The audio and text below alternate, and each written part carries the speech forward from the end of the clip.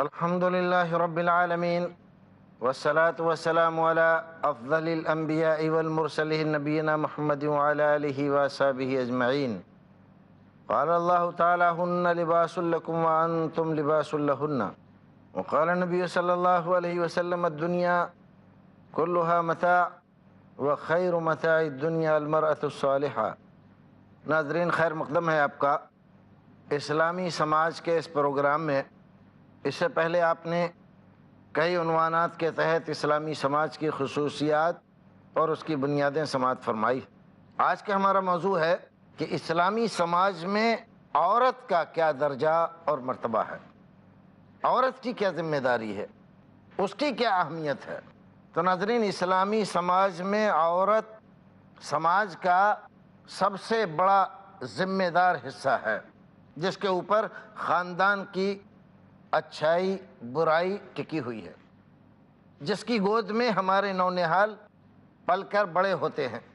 سماج کو جن کرداروں کی ضرورت ہے، ان کرداروں کو بنانے، تراشنے، سنوارنے کی ذمہ داری سب سے پہلے سماج کے جس ویکتی، جس فرد پر لاگو ہوتی ہے وہ عورت ہے. عام سماجوں میں عورت کو کوئی خاص اہمیت نہیں دی گئی، بلکہ اس کے ساتھ جو ویوہار کیا گیا وہ بھی نہایت نازیبا کیا گیا. بعض سماجوں نے تو عورت کو انسان ماننے تک سے انکار کر دیا. لیکن نبی اکرم صلی اللہ علیہ وسلم جو شریعت لے کر آئے، اس شریعت میں عورت انسان کا نہ صرف حصہ ہے، انسان ہے، بلکہ اسلامی سماج کی سب سے بڑی مضبوط بنیاد ہے. اگر قرآن کو دیکھیں تو قرآن کی 20 آیتیں عورتوں کی اہمیت، ان کے درجے مرتبے اور سماج کو ان کی ضرورت کس قدر ہوتی ہے، اس کو قرآن بار بار بیان کرتا ہے. ہم نے آپ کے سامنے قرآن شریف کی ایک چھوٹی سی آیت اپنے موضوع سے مناسبت رکھتی ہوئی نقل کی ہے. فرمایا ہن لباس لکم وانتم لباس لہن. اے مردو، عورتیں تمہارا لباس ہیں، تم عورتوں کا لباس ہو. آپ تصور کریں ایک آدمی کا، ایک مرد کا جو لباس سے عاری ہے، لباس نہیں پہنے ہوئے، ننگا ہے، ننگ دھڑنگ ایک انسان کا تصور کریں وہ کیسا ہوگا. اچھا لگے گا، خوبصورت لگے گا؟ کیا اس کے لیے اس طرح زندگی گزارنا ممکن ہوگا؟ یقیناً آپ کہیں گے کہ نہیں. انسان کپڑے پہنے ہوئے نہایت خوبصورت لگتا ہے. اس کا مطلب یہ ہوا کہ انسان کے لیے عورت اتنی ہی ضروری ہے جتنا کہ لباس ضروری ہے. لباس کرتا کیا ہے؟ لباس ہمارے حسن و خوبصورتی میں اضافہ کرتا ہے، ہماری آرائش و زیبائش بڑھاتا ہے. اسی کے ساتھ ساتھ ہمیں موسم کی پریشانیوں اور اس کی سختیوں سے محفوظ رکھتا ہے. جاڑے میں ہم جو لباس پہنتے ہیں گرمی میں نہیں پہنتے، اور جو گرمی میں پہنتے ہیں وہ برسات کے زمانے میں نہیں پہنتے. اس کا مطلب یہ ہے کہ ہر موسم کا لباس ہم نے الگ رکھا ہے، اور ہر موسم میں جاڑے میں جاڑے کی سختی سے، گرمی میں گرمی کی شدت سے، اور برسات میں پانی سے اور اس کے برے اثرات سے ہمیں محفوظ رکھنے کا کام کرتا ہے کون؟ لباس. سخت جاڑے میں کسی انسان کا لباس آپ چھین لیں، اس کی حالت کیا ہوگی؟ ممکن ہے مر جائے. اور اگر زیادہ دنوں تک انسان ننگا رہے تو فطرت انسان کے اندر ایسی عجیب تبدیلیاں کر دے گی کہ انسان کے جسم پہ بہت بڑی تعداد میں بڑے بڑے موٹے بال اگائیں گے، جیسے بھالو کے بدن پر، جیسے بندر کے بدن پر. لیکن یہ لباس ہی ہے جو ہمیں خوبصورت بناتا ہے اور ان بالوں سے دور کرتا ہے اور ہمیں دیگر تمام مخلوقات سے ممتاز کرتا ہے.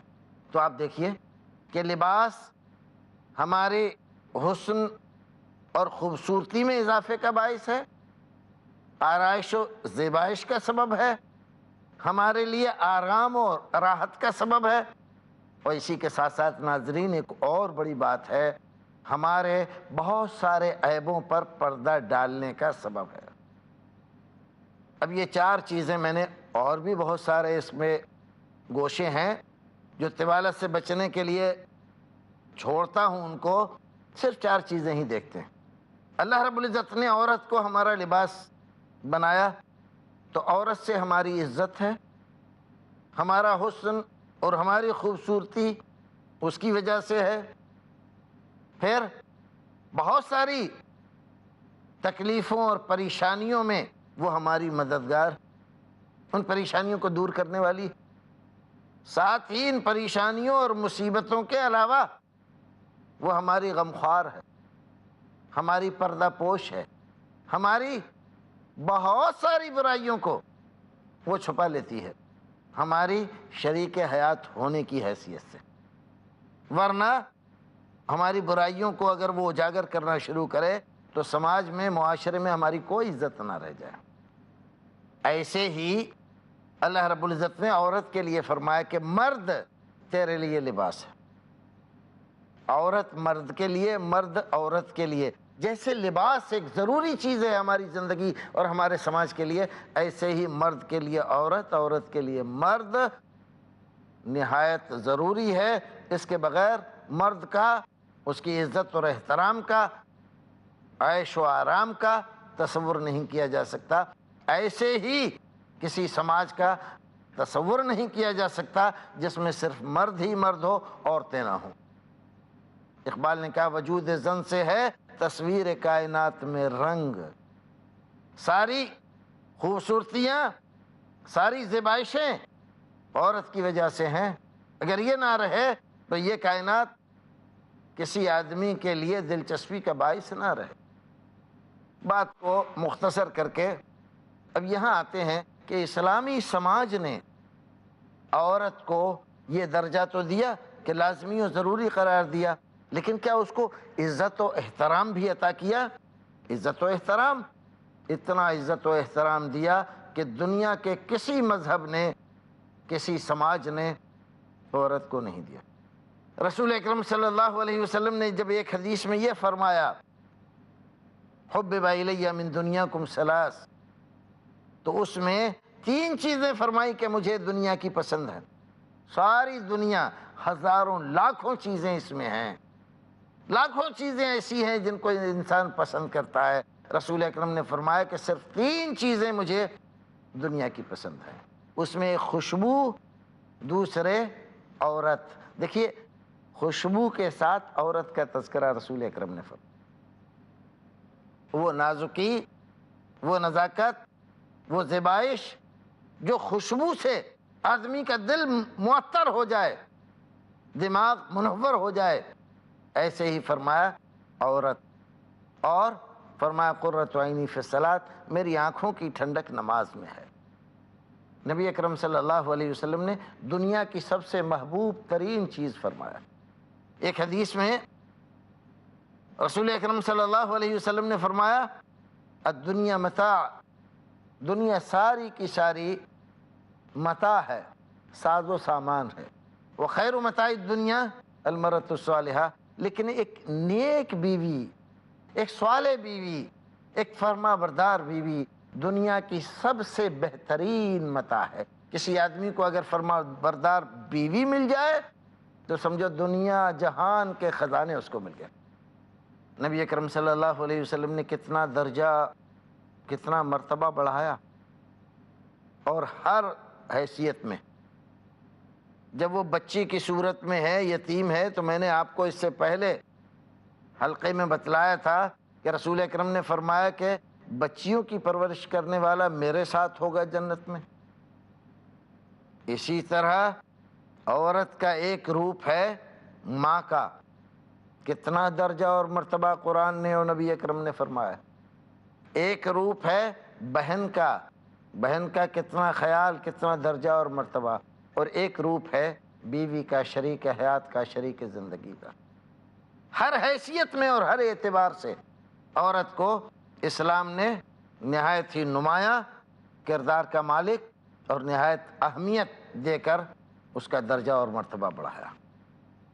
رسول اکرم صلی اللہ علیہ وسلم کی ایک حدیث، اس حدیث کو اس لیے پیش کرتا ہوں کہ رسول اکرم کی ہدایت کا بھی ہمیں اور آپ کو علم ہو جائے، اور ایک بعض لوگوں کے دماغ میں کبھی کبھی غلط فہمی ایک پیدا ہوتی ہے، اس کا ازالہ کرنا مقصود ہے۔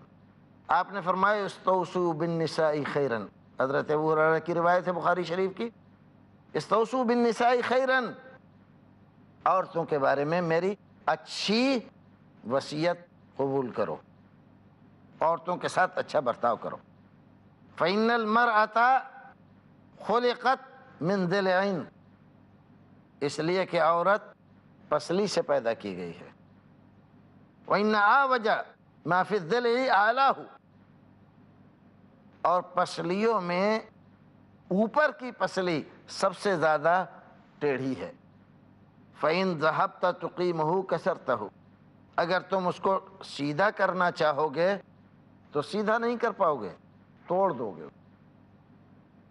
وإن تركته لم يزل أعوج، اور اگر تم چھوڑ دو گے تو وہ ٹیڑھی کی ٹیڑھی ہی رہے گی۔ فاستوصوا بالنساء، لہذا عورتوں کے بارے میں میری وصیت قبول کر لو۔ ناظرین، یہاں ہم رکیں گے ایک بریک کے لیے، بریک کے بعد پھر سے اس موضوع کو اور اس حدیث کو آپ کے سامنے رکھیں گے۔ تب تک کے لیے اللہ حافظ۔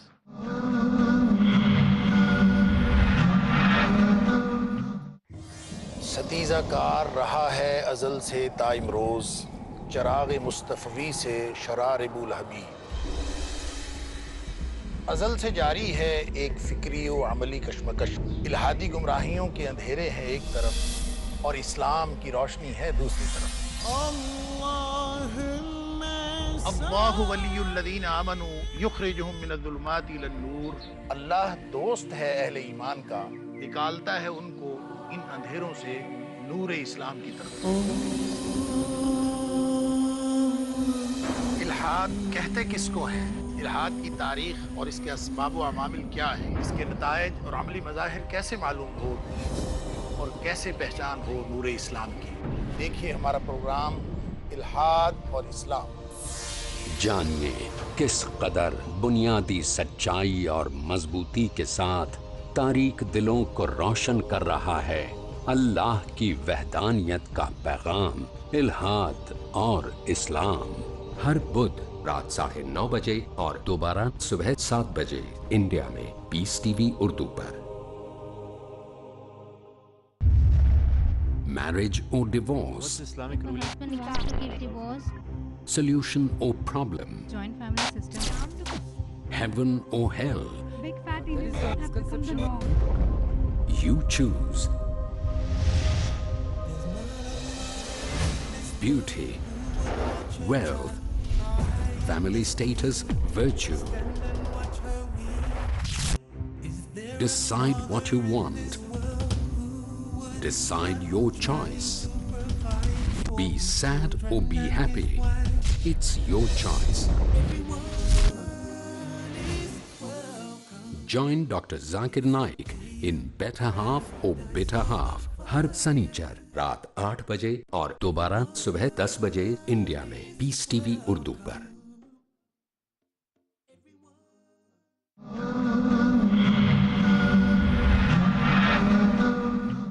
ناظرین، خیر مقدم ہے آپ کا۔ بریک سے پہلے ہم رسول اکرم صلی اللہ علیہ وسلم کی ایک حدیث کے سلسلے میں گفتگو کر رہے تھے۔ حدیث یوں ہے کہ رسول اکرم صلی اللہ علیہ وسلم نے فرمایا کہ عورتوں کے بارے میں میری اچھی وصیت قبول کرو، کیونکہ عورتیں پسلی سے پیدا کی گئی ہیں اور پسلیوں میں اوپر والی پسلی سب سے زیادہ ٹیڑھی ہے، اگر تم اس کو سیدھا کرنا چاہو گے تو ٹوٹ جائے گی، سیدھی تو ہوگی نہیں، لہذا تم ان کے بارے میں میری وصیت قبول کر لو۔ یہ رسول اکرم صلی اللہ علیہ وسلم کی حدیث ہے، اس کا معنی، اس کا ترجمہ ہے۔ دیکھیے، دو باتیں میں آپ کو اس حدیث کے تعلق سے عرض کرنا چاہتا ہوں۔ رسول اکرم صلی اللہ علیہ وسلم نے عورتوں کے سلسلے میں خاص طور سے ہمیں اور آپ کو یہ کہا کہ میری وصیت بھلائی کی، اچھائی کی قبول کرو، یعنی گویا کہ میں تمہیں حکم دیتا ہوں عورتوں کے ساتھ اچھا برتاؤ کرو۔ یہ بات تو ہماری اور آپ کی سب کی سمجھ میں آتی ہے۔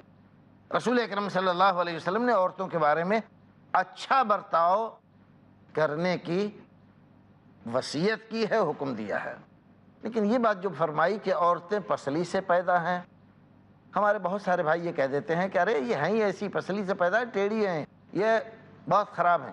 اس بات کو اس انداز سے ذکر کرتے ہیں کہ گویا کہ رسول اکرم صلی اللہ علیہ وسلم نے عورتوں کی ایک برائی کی طرف اشارہ کیا ہے۔ لیکن میں کہتا ہوں ناظرین، ایسی بات ہرگز نہیں ہے۔ عورتوں پر عیب نہیں لگایا رسول اکرم نے، ان کو کمتر ظاہر کرنے کے لیے یہ نہیں کہا کہ وہ پسلی سے پیدا ہے، بلکہ رسول اکرم صلی اللہ علیہ وسلم نے اس لیے اس بات کا تذکرہ کیا کہ جب وہ خلقت کے اعتبار سے ان کے اندر تھوڑی کجی ہے تو ہمیں اس کجی پر غصہ ہو کر ان کے ساتھ دربیوہار نہیں کرنا چاہیے، برا برتاؤ نہیں کرنا چاہیے۔ کیوں؟ اس لیے کہ وہ جان بوجھ کر ایسا نہیں کر رہی ہیں، وہ تو ان کی فطرت میں یہ بات ہے۔ دیکھیے غالب کا ایک شعر ہے، اس کو پہلے سن لیجئے، پھر اس کے بعد اس روشنی میں اس حدیث کو سمجھیے۔ غالب کہتے ہیں کہ بہرا ہوں ہو چاہیے دونا التفات، بہرا ہوں میں ہو چاہیے دونا التفات، سنتا نہیں ہوں بات مقرر کہے بغیر۔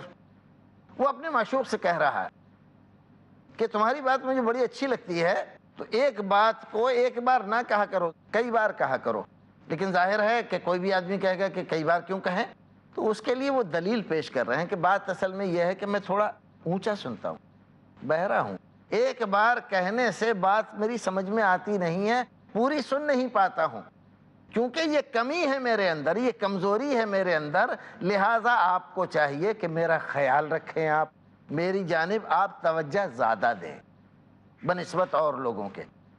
عام لوگوں کو آپ ایک بار کہیں تو وہ سن لیں گے، لیکن میں چونکہ بہرا ہوں اس لیے آپ کو ایک سے زائد بار کہنا چاہیے۔ تو دیکھیے سامعین، رسول اکرم صلی اللہ علیہ وسلم کیا فرما رہے ہیں کہ عورتوں کی پیدائش پسلی سے ہے، پسلی ٹیڑھی ہوتی ہے، تم اس کو سیدھا نہیں کر سکتے۔ تو یہ ایک کمی، آپ اس کو مان کر ان کو بے عزت کریں، ایسا نہیں۔ رسول اکرم صلی اللہ علیہ وسلم در حقیقت یہ چاہتے ہیں کہ ایک مرد کے ساتھ ایک معاملے میں جیسا بیوہار تم کرتے ہو، اس کے مقابلے میں عورت کے ساتھ بیوہار کرنے میں تمہیں زیادہ توجہ دینی چاہیے۔ کیوں؟ اس لیے کہ وہ تو بیچاری خلقت ہی سے تھوڑا کجی لیے ہوئے ہیں، اور جب ان کی پیدائش ہی میں، فطرت ہی میں کجی ہے تو ان کا قصور کیا ہے؟ ان کو تو آپ کو معافی کرنا چاہیے، چھوڑ دینا چاہیے کہ یہ تو ان کی فطرت کی بات ہے، کوئی بات نہیں ہے۔ لیکن اس بات پہ ہم ناراض ہوتے ہیں، ان کو مارتے ہیں، پیٹتے ہیں اور ان کے ساتھ برا سلوک کرتے ہیں۔ رسول اکرم صلی اللہ علیہ وسلم اسی لیے فرما رہے ہیں کہ عورتوں کے بارے میں میری اچھی وصیت قبول کر لو، ان کی پیدائش ایسے ایسے اس سے ہے، اس لیے وہ تمہاری توجہ کی زیادہ مستحق ہے۔ تو ناظرین، رسول اکرم صلی اللہ علیہ وسلم نے عورتوں کے ساتھ درگزر کا، معاف کرنے کا، برتاؤ کرنے کی ہمیں تلقین کی، اور اس کے لیے ایک وجہ بتلائی کہ در حقیقت یہ ایسے ایسے معاملہ ہے، ان کی پیدائش اس چیز سے ہے، اس لیے یہ زیادہ مستحق ہیں اس بات کی کہ ان کو نظر انداز کیا جائے۔ اس میں یہ جو کہا رسول اکرم نے فَإِن ذَهَبْتَ تُقِيمُهُ كَسَرْتَهُ، اگر تم اس کو سیدھا کرنا چاہو گے، بہت سارے لوگ یہ حرکت کرتے ہیں۔ میں نے تجھ سے کتنی بار کہا ایسا مت کیا کر، مانتے نہیں، اچھا لاٹھی اٹھائی اس کو مارنا شروع کیا۔ اب مار مار کے آپ اس کو کیا درست کر لو گے؟ درست نہیں کر سکتے۔ آپ اس کو پیار سے، محبت سے سمجھاؤ، وہ مجبور ہے بیچاری۔ بہت سی عورتیں ہیں، عقل مند ہیں، سمجھدار ہیں، ایک بار کہا جاتا ہے ان سے سن لیتی، اسی دن سے سمجھ لیتی۔ ان کا شوہر، ان کے گھر والے کیا چاہتے ہیں اور کس انداز سے رہنا چاہتے ہیں، ایک بار سمجھ لیا، اب زندگی اسی انداز میں گزر رہی ہے، کوئی پرابلم نہیں۔ لیکن اگر عورت نہیں سمجھتی ہے تو جب تک نہیں سمجھتی ہے تب تک پرابلم بنی رہتی۔ تو ہمیں چاہیے کہ اسے موقع دیں، ایک بار سمجھائیں، دو بار سمجھائیں، تین بار سمجھائیں، بار بار سمجھائیں۔ کیوں؟ اس لیے کہ وہ بیچاری مجبور ہے، اس کی پیدائش میں کجی ہے، ٹیڑھ پن ہے، لہذا ہم یہ کیوں چاہتے ہیں کہ وہ بھی سیدھی ہو جائے؟ وہ سیدھی ہو نہیں سکتی، اس لیے فرمایا اگر تم اس کو سیدھا کرنا چاہو گے، اور ایک روایت میں اس کی تشریح بھی کی گئی، وَكَسْرُهَا طَلَاقُهَا، اگر سیدھا کرنے کے چکر میں پڑو گے تو حالات نارمل نہیں رہیں گے، بگڑ جائیں گے، اور پھر تم اس کے توڑ دو گے، یعنی طلاق دے بیٹھو گے، نبھا نہیں ہو سکتا۔ برداشت کرتے رہو گے، تھوڑا نبھاتے رہو گے، ساتھ چلتا رہے گا، وہ بھی خوش رہے گی، تم بھی خوش رہو گے، تمہارا ساتھ اس کا ساتھ نبھتا رہے گا۔ لیکن جہاں تم نے جس دن یہ سوچ لیا کہ آج تو مجھے اس کو سیدھا ہی کرنا ہے، وہ اسی دن طلاق کی نوبت آ جائے گی اور رشتہ ٹوٹ جائے گا۔ رشتے کے باقی رکھنے کے لیے رسول اکرم صلی اللہ علیہ وسلم نے ہمیں یہ بات بتلائی کہ سیدھے کرنے کے چکر میں مت پڑو، یہ سیدھی ہونے والی چیز ہے ہی نہیں۔ ہاں، اس کی کجی اس کے ساتھ رہے اور تم اس سے فائدہ اٹھاتے رہو تو نبھا ہو سکتا ہے اور زندگی اچھی گزر سکتی ہے۔ اسلامی سماج اور معاشرے میں عورت کو احترام بھی دیا گیا، عزت بھی دی گئی، اور اس کے لیے کچھ اعذار، کچھ عذر بھی پیش کیے گئے کہ ان عذروں کی وجہ سے عورت کے کردار میں، اس کے رویے میں کبھی کبھی ناہمواری آ جاتی ہے، تو اسے درگزر سے کام لو، معاف کر دو۔ رسول اکرم صلی اللہ علیہ وسلم نے حضرت ابو ہریرہ رضی اللہ تعالیٰ عنہ کی حدیث ہے، امام ترمذی رحمۃ اللہ علیہ اس کو نقل فرماتے ہیں اور کہتے ہیں کہ یہ حدیث حسن صحیح ہے۔ فرمایا اکمل المؤمنین ایمانا احسنهم خلقا وخیارکم خیارکم لنسائکم، ہم مرد، ہم کامل مومن بن جائیں، ہم کامل مسلمان بن جائیں، پورے مسلمان بن جائیں، اچھے مسلمان بن جائیں، اس چکر میں لگے رہتے ہیں، بہت کچھ کرتے ہیں۔ رسول اکرم فرماتے ہیں اگر تم کامل اور مکمل مومن بننا چاہتے ہو، مسلمان بننا چاہتے ہو، تو تمہارے لیے ضروری ہے کہ تم اچھے اخلاق رکھو، اخلاق کو بہتر بناؤ، اخلاق کو اچھا کرو تو تمہارا ایمان اچھا ہو جائے گا، تمہارا اسلام اچھا ہو جائے گا۔ اخلاق درست ہیں تو تمہارا ایمان درست ہے۔ اور پھر مردوں میں سب سے بہتر آدمی کون ہے؟ فرمایا وہ آدمی سب سے بہتر ہے جس کا رویہ، جس کا کردار، جس کے اخلاق، جس کا برتاؤ اپنی بیویوں کے ساتھ اچھا ہے۔